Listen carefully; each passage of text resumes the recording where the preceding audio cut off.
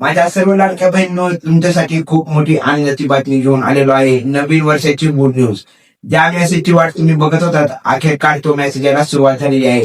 नमस्कार, मी महेश, तुम्ही बघताय एमडी टॉक्स आणि स्वागत आहे तुमचं माझ्या एका नवीन व्हिडिओमध्ये.